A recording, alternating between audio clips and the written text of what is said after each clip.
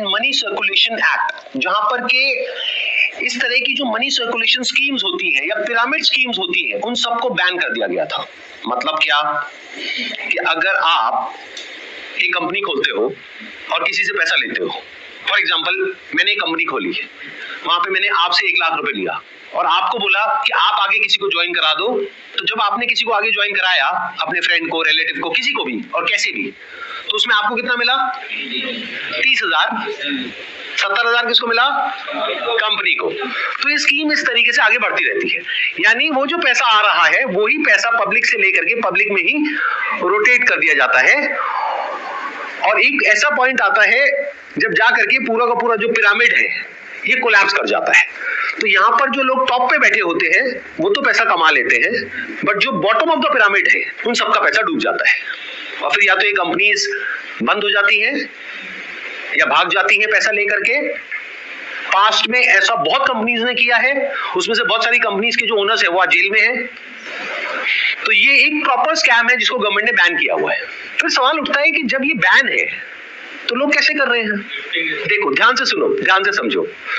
आपसे अगर मैं पैसा लेता हूं और आपको बदले में कुछ नहीं देता हूं तो वो तो इलीगल है। लेकिन मान लो मैंने आपसे पैसा लिया 50,000 रुपए, बदले में आपको एक 50 रुपए का प्रोडक्ट दे दिया, तो क्या वो लीगल है? इलीगल है?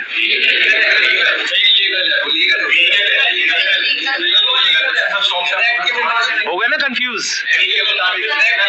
तो ये एक लूपहोल है, ये जो लॉ है उसके अंदर, इसको ये लोग यूज कर रहे हैं। मतलब गवर्नमेंट ने क्या कहा कि अगर आप किसी के घर का दरवाजा तोड़ते हो और अंदर जाते हो और चोरी करते हो तो आपको सजा होगी। लेकिन ये लोग क्या बोल रहे हैं कि देखो दरवाजा लिखा है, खिड़की नहीं लिखा है। खिड़की से तो हम जा सकते हैं ना।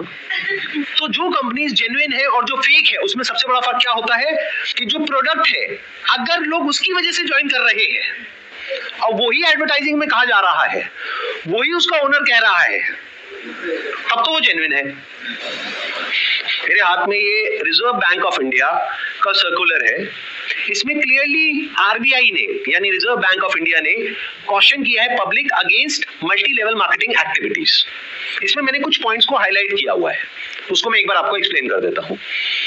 Income under such schemes majorly comes from enrolling more and more members from whom hefty subscription fees are taken rather than from the sale of products they offer। तो ये आरबीआई का कहना है।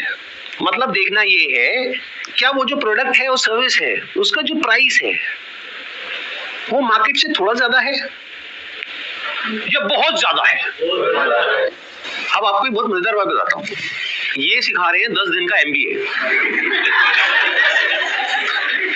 10 दिन में कौन सा एमबीए होता है? मतलब इस हिसाब से आईआईएम और ये जितने टॉप एमबीए कॉलेजेस हैं उसकी प्रिपरेशन के लिए लोग कोचिंग में जाते हैं, तैयारी करते हैं कैट को क्रैक करने के लिए, उस सबकी तो कोई जरूरत ही नहीं है। साक्षात विवेक बिंद्रा जी